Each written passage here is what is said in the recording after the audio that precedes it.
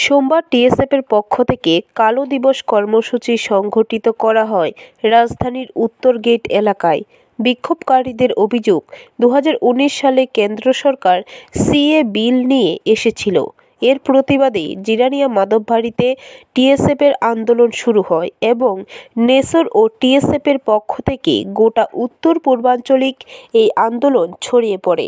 বিশেষ করে 2019 সালে 8 জানুয়ারি বন্ধ দেখা হয়েছিল।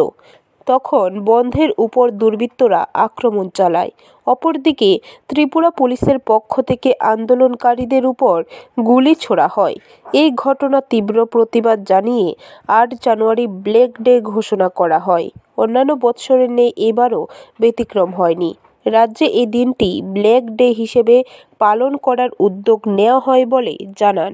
আজকে আমরা 8 জানুয়ারি 2024 আমরা ব্ল্যাক ডে অবজার্ভ করছি। আপনারা সবাই জানেন, গত 2019 8ই জানুয়ারি যখন কেন্দ্র সরকারের সিএ বিলটা এনেছিল পার্লামেন্টে, সেই বিলের বিরুদ্ধে করে আমরা টিএসএফ এবং নেসু সারা নর্থ ইস্টে আমরা সেই বিলটির বিরোধী করেছিলাম। সেই বিলটার বিরুদ্ধে করে আমরা ত্রিপুরা রাজ্যে বন্ধ রাখতে বাধ্য হয়েছিলাম। বন্ধ চলাকালীন সময় 8ই জানুয়ারি যখন বন্ধ চলছিল, তখন দেখা গেল যে মাধববাড়িতে আন্দোলনকারীদের উপর কিছু গুন্ডা বাহিনী আক্রমণ চালায় আন্দোলনকারীদের উপর।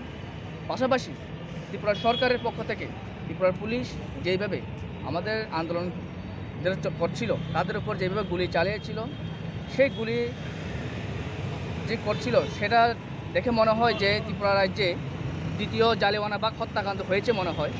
1919 সালে যখন জালিয়ানওয়ালাবাগে ব্রিটিশ সরকার আমাদের ভারতীয় নাগরিকদের উপর যেইভাবে শ্যুট করেছিল, যেইভাবে বুকে বুক মিলিয়ে বন্দুক রেখে যেভাবে শ্যুট করেছিল, সেই চিত্রটা আমরা ত্রিপুরা রাজ্যে দ্বিতীয়বার দেখতে পেরেছিলাম।